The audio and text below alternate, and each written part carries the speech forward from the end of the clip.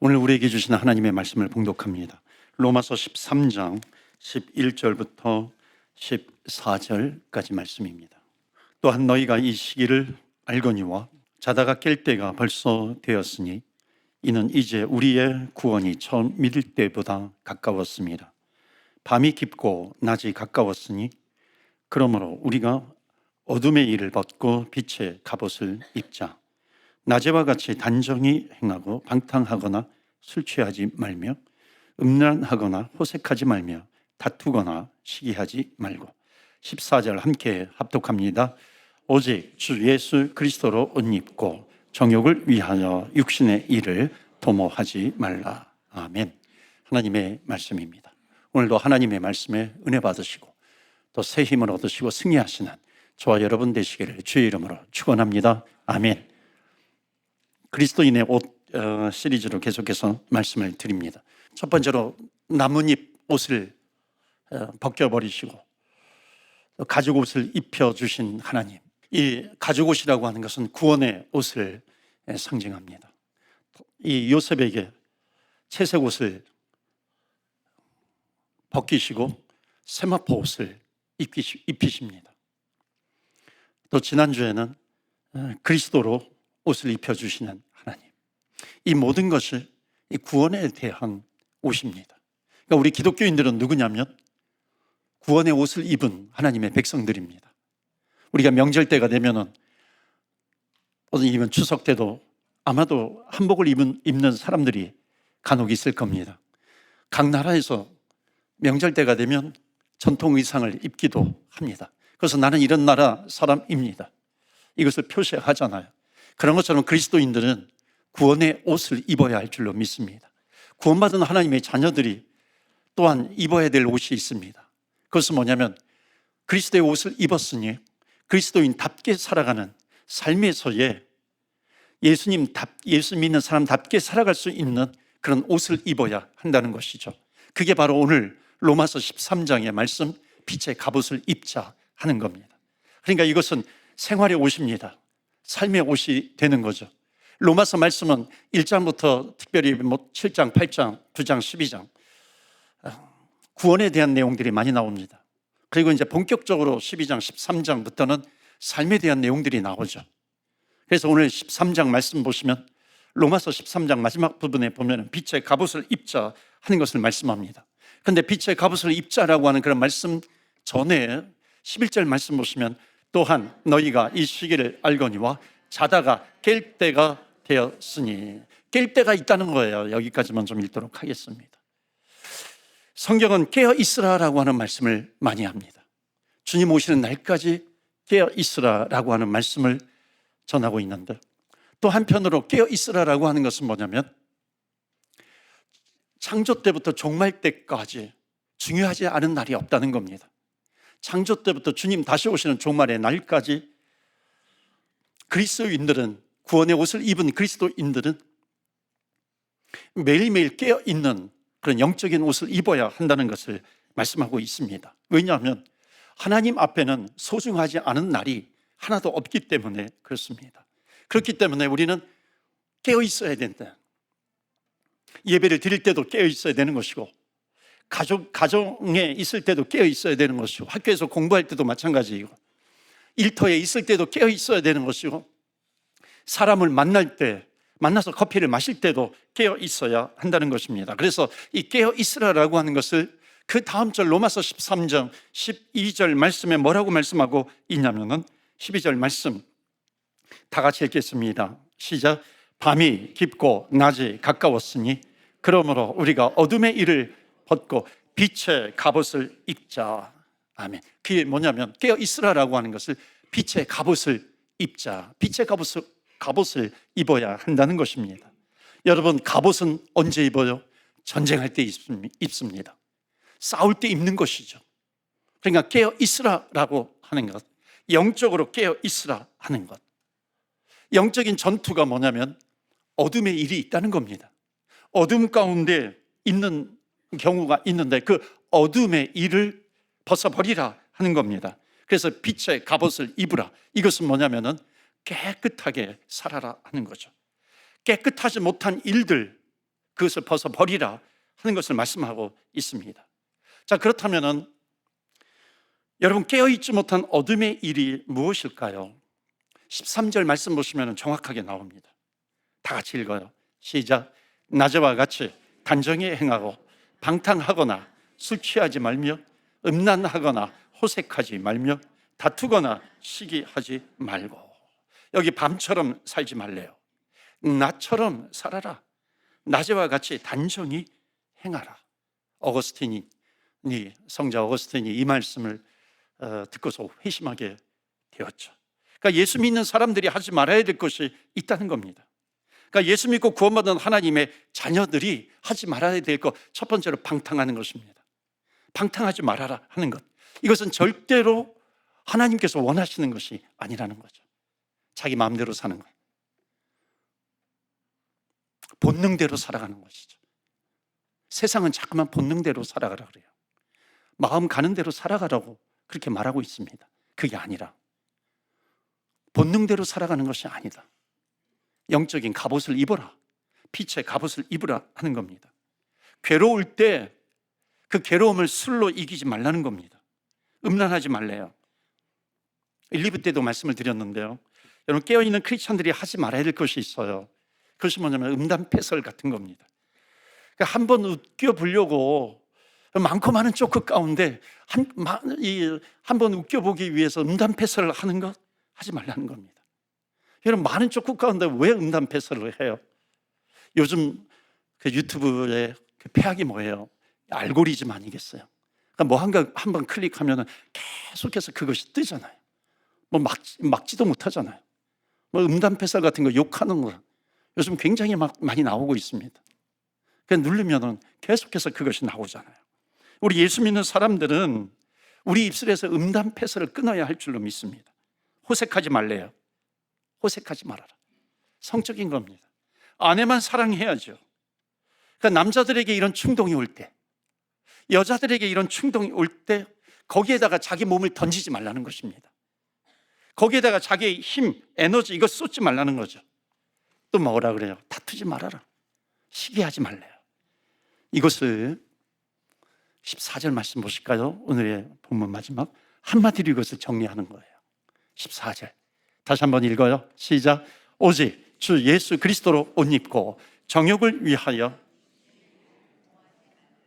아멘. 빛의 갑옷을 입는다라고 하는 것, 주 예수 그리스도로 옷 입는다는 겁니다. 본능을 위해서 육신의 일, 육신의 생각 도모하지 말라는 겁니다. 특히 이 12절, 13절, 14절 말씀을 준비하면서 이렇게 깊이 이 마음에 와닿는 것이 있습니다. 그것이 뭐냐면, 하나님은 우리를 향해서 꿈을 갖고 계시는구나. 하나님은 성도를 향한 꿈이 있으시구나 하는 것을 봅니다. 우리 성도들은 꿈을 꿔야 됩니다. 그러니까 하나님은 믿는 사람들에게 꿈을 주시는 겁니다. 그 꿈이 뭐예요? 하나님의 자녀답게 살아라. 세상 사람들과 같이 살지 말고 그런 모습으로 사는 것이 아니라 깨끗하게 살아라. 경건하게 살아라. 빛의 갑옷을 입으며 살아라 하는 겁니다. 그러니까 예수 믿는 사람으로서 다르게 살 수 있는 꿈을 꾸어라라고 하는 것입니다. 그 꿈을 가져보라는 거죠. 여러분들은 밴쿠버에 사시면서 어떤 꿈을 갖고 계신가요? 돈 많이 버는 꿈? 물론 그것도 여러분 우리가 꿔야 되지 않겠어요? 그래야 또 주의를 하니까. 성공하는 꿈? 물론 그것도 해야 됩니다. 그러나 예수 믿는 사람들은 그것보다도 먼저 해야 될 꿈이 있다는 겁니다. 그 꿈이 뭐예요? 깨끗하게 살아보지 않을래?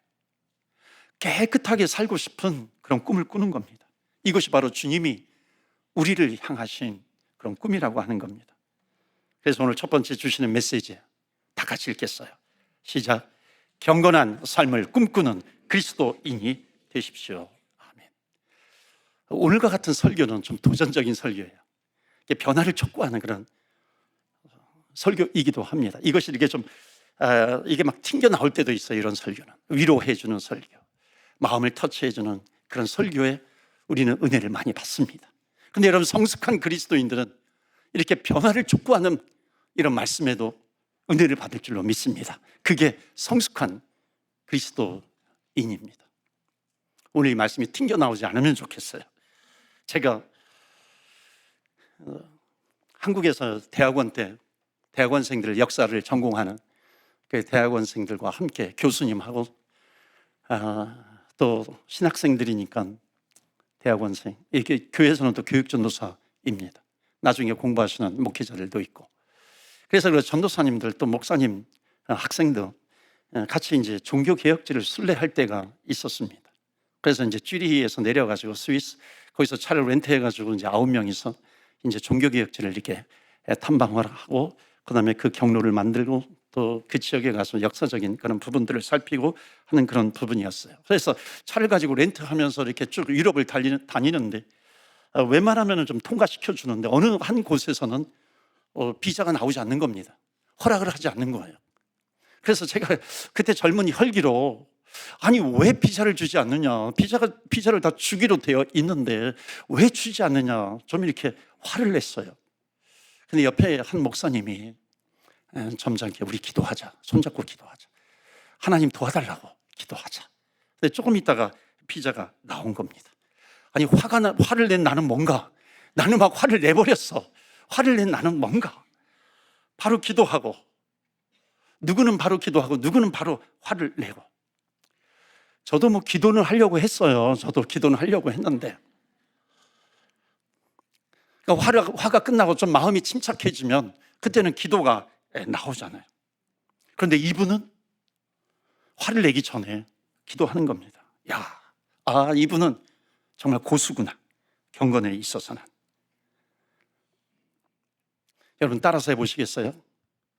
화내고 나서 기도하지 말고 화내기 전부터 기도하자. 하나님 이런 은혜를 우리들에게 좀 주세요. 기도가 되는 겁니다. 하나님의 꿈 아니겠어요? 하나님의 꿈을 한번 꿔보는 겁니다. 깨끗하게 살고 싶은 꿈을 꾸는 겁니다. 기도해야 되는 거죠. 그런데 우리가 이렇게 살지 못하도록 방해하는 것이 있습니다. 깨끗하게 살려고 해도 그래서 회방하는 사탄 마귀가 있는 거죠. 에베소서 6장 11절에 마귀의 관계를 능히 대적하기 위하여 하나님의 전신 갑주를 입으라. 마귀의 관계, 간략한 계략, 간악한 계략이 있다는 거예요. 그러니까 그것과 맞서 싸우기 위해서 하나님의 전신 갑주를 입으라. 여러분 빛의 갑옷, 전신 갑주 똑같은 거죠. 전쟁 때 입는 옷입니다. 12절 말씀 보시면 왜 그러냐면 12절 말씀 보세요. 우리의 씨름은 혈과 육을 상대하는 것이 아니요 통치자들과 권세들과 이 어둠의 세상 주관자들과 하늘에 있는 악의 영들을 상대함이라.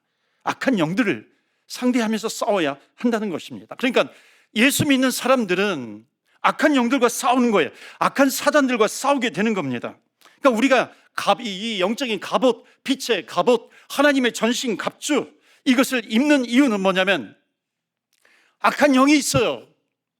분노하게 만들고 그리스도인답게 살지 못하게 하는 어둠의 영들이 있다는 겁니다. 그러니까 하나님의 자녀답게 서기 위해서 하나님의 전신 갑주를 입으라 하는 것입니다. 이게 하나님의 소원이죠. 그러니까 하나님은 예수 믿는 사람들이 깨끗하게 살기를 원하십니다. 반대로 사탄은 어떤 소원이에요? 반대 소원이 있죠.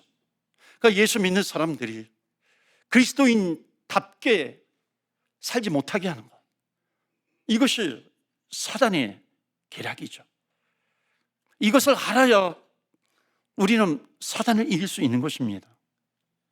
여러분 교회가, 사단은 교회를 공격할 때 목사 하나 쓰러뜨리는 게 얼마나 그 교회에 큰 상처를 주는지 너무나도 잘 알아요.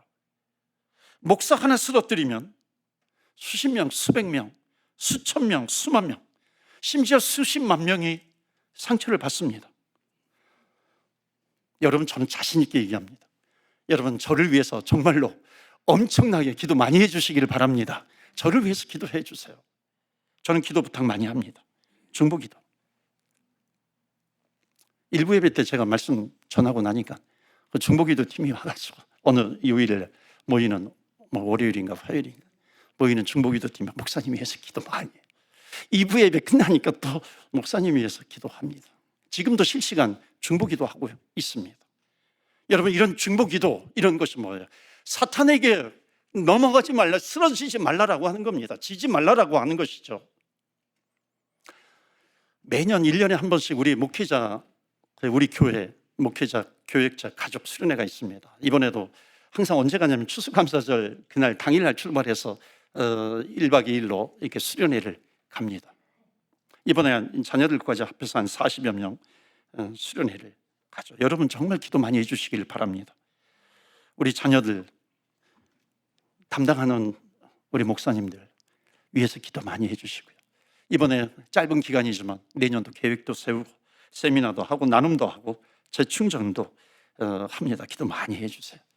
그리고 또 계획을 세우다 보니까 우리 교회 책정된 예산이 없어요. 그래서 예산도 너무 부족하더라고요.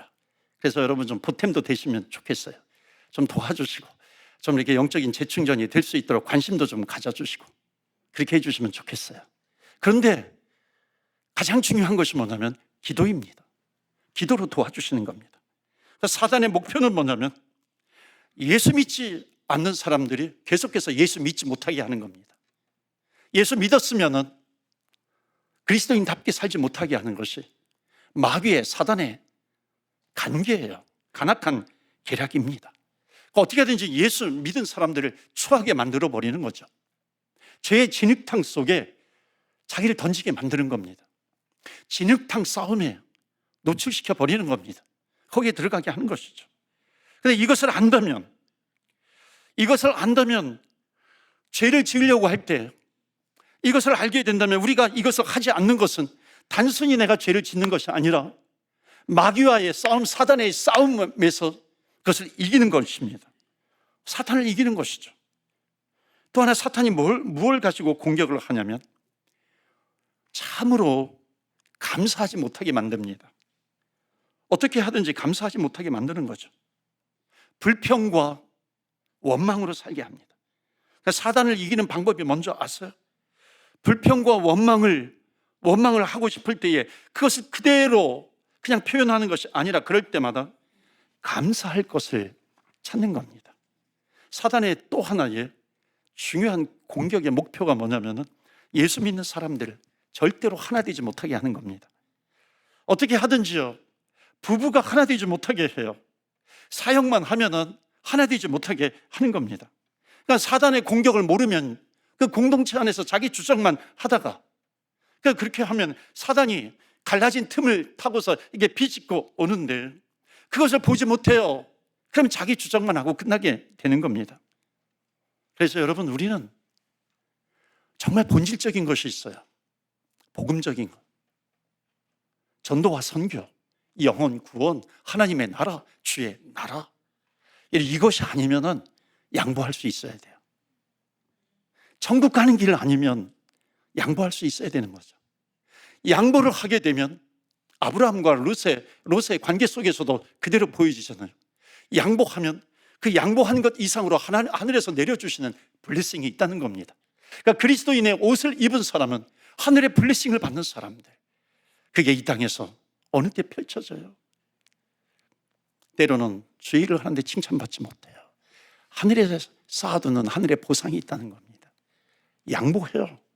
손해가 나요.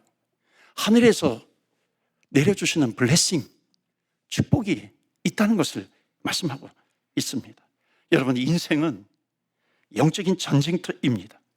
왜 영적인 전쟁터이냐면 에베소서 같은 데 정확하게 말씀하잖아요. 에베소서는 교회론의 아주 핵심적인 성경이거든요. 마귀가 우는 사자처럼 삼킬 자를 계속해서 잡아먹을 자이죠.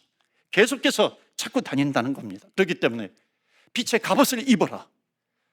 하나님의 전신 갑주, 복음의 갑주를 입으라는 겁니다. 이것을 왜 입어요?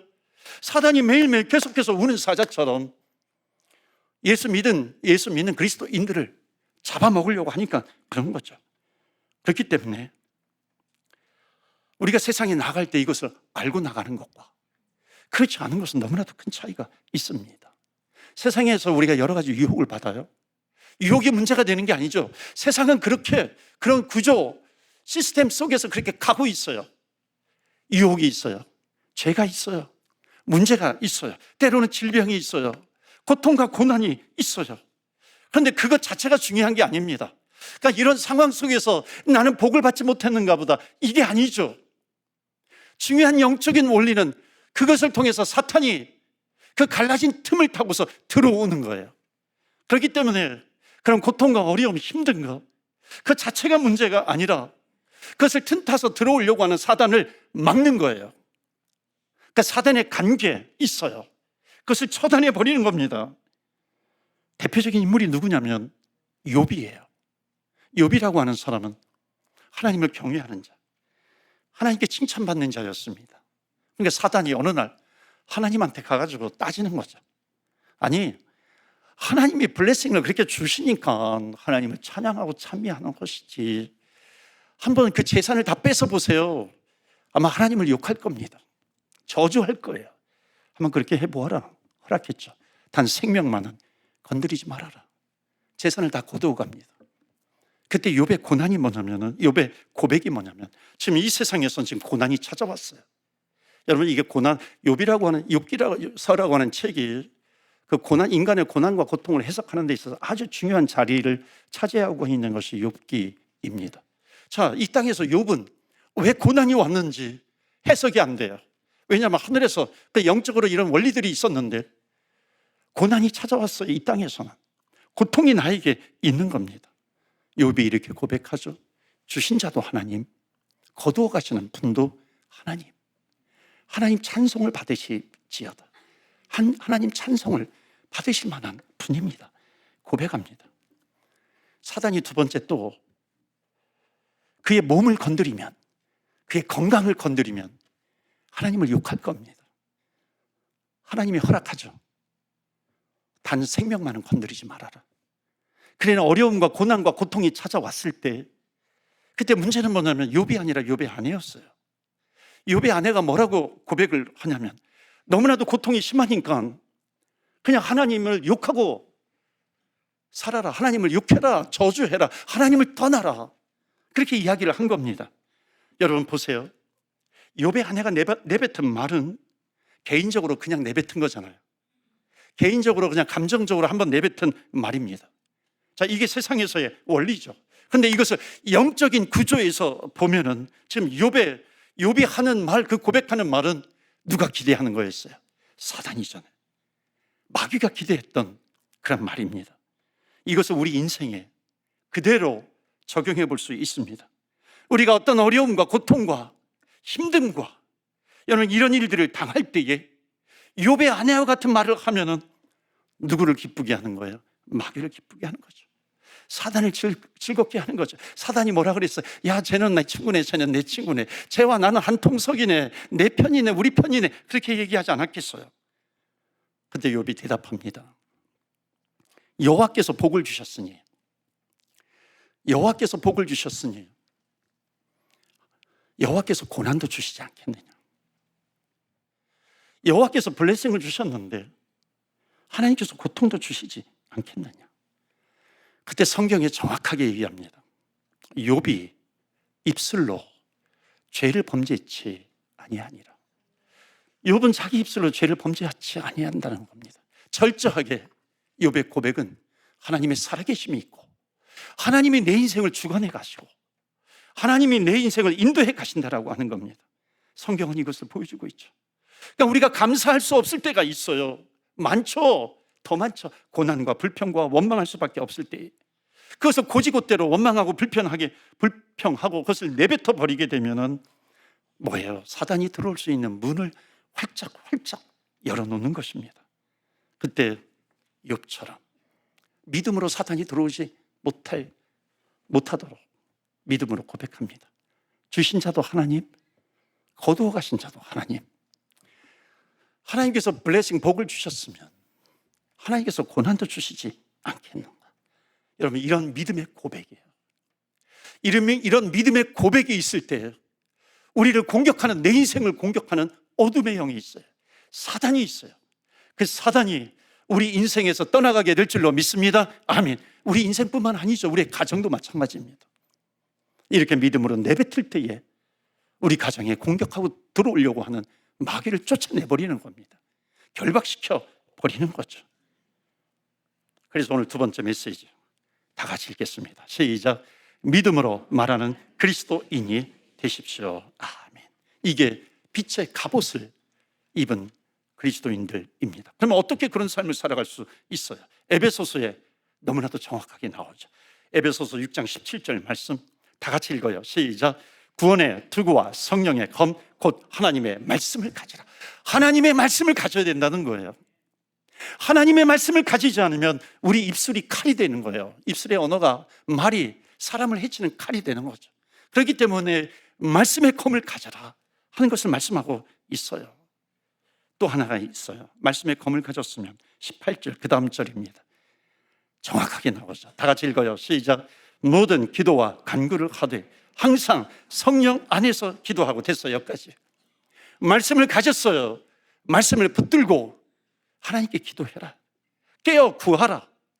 항상 하나님 앞에 구해라 하는 것입니다. 이게 빛의 갑옷을 입으라는 거죠. 그러니까 말씀과 기도를 가지고 어떻게 해야 되는가? 이런 얘기를 해서 죄송하지만 싸울 준비를 하면서 살아야 된다는 겁니다. 영적인 싸움이에요. 우리 인생은 영적인 싸움이 계속해서 벌어집니다. 그걸 인지하지 못하면 그냥 넘어가는 거죠.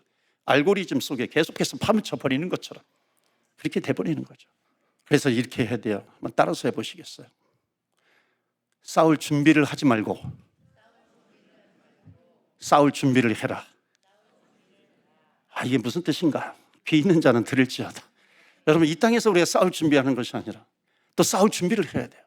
영적으로 끝까지 싸울 준비를 해야 합니다. 마지막 메시지 다 같이 읽어요. 싸울 준비가 된 그리스도인이 되십시오. 아멘.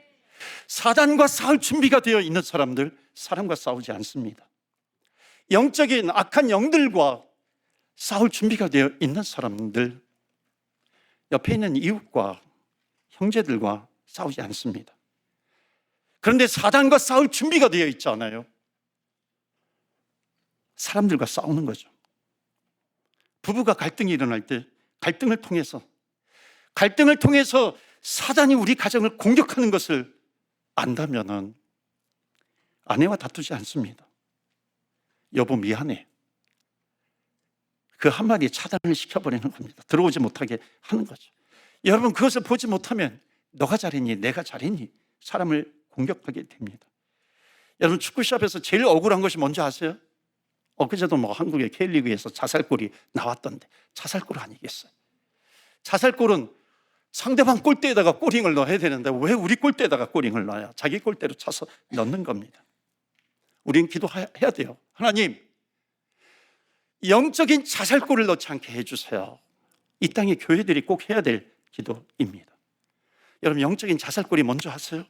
예수 믿는 사람들끼리 싸우는 겁니다. 아군들끼리 싸우는 거예요. 그 싸우는 게 문제가 아니라 그 싸움을 통해서 교회의 본질적인 일들을 하지 못하는 거죠. 그 본질적인 일이 뭐예요? 영적인 것. 하나님의 나라, 복음, 영혼 구원, 복음 전파, 이런 것을 막아버리는 겁니다. 이것을 못하게 하는 거죠. 사랑하는 성도 여러분, 여러분들은 무슨 옷을 입고 계십니까? 하나님께서 우리에게 구원의 옷을 입혀주셨어요. 이제는 예수님께서 이 땅에서 십자가에 달려 돌아가셨습니다. 십자가에서 죽으셨을 때는 패배를 당한 것 같아요. 전쟁에서 진 것 같아요. 그런데 예수님은 부활하여 하늘나라에서 계속해서 우리를 바라보고 계십니다. 너는 무슨 옷을 입고 있는가? 부활의 소망을 두면서, 그리스도께 소망을 두면서 이 땅에서 벌어지는 영적인 전투에서 빛의 갑옷을 입고 매일매일 그 전쟁에서 승리하시는 저와 여러분 모두가 되시기를 주 예수 그리스도 이름으로 축원합니다. 아멘. 우리 세상으로 나아가기 전에 우리 짧지만 우리 주님 앞에 간절하게 기도하지 않겠습니까? 세상은 계속해서 영적인 전투가 이 세상에서 벌어집니다. 사단은 공격해요. 주님의 자녀답지 못하게 살게 하는 겁니다. 우리는 주님 앞에 기도해야 됩니다. 하나님, 거룩한 빛의 갑옷을 입게 하여 주시옵소서. 믿음의 옷을 입게 하여 주시옵시고 사단에게 패배당하지 않게 하여 주시옵시고 그리스도를 의지하면서 자녀답게 살아가게 하여 주시옵소서. 우리 다 같이 주의 이름 한번 부르며 기도하며 나아갑니다. 주여, 주여.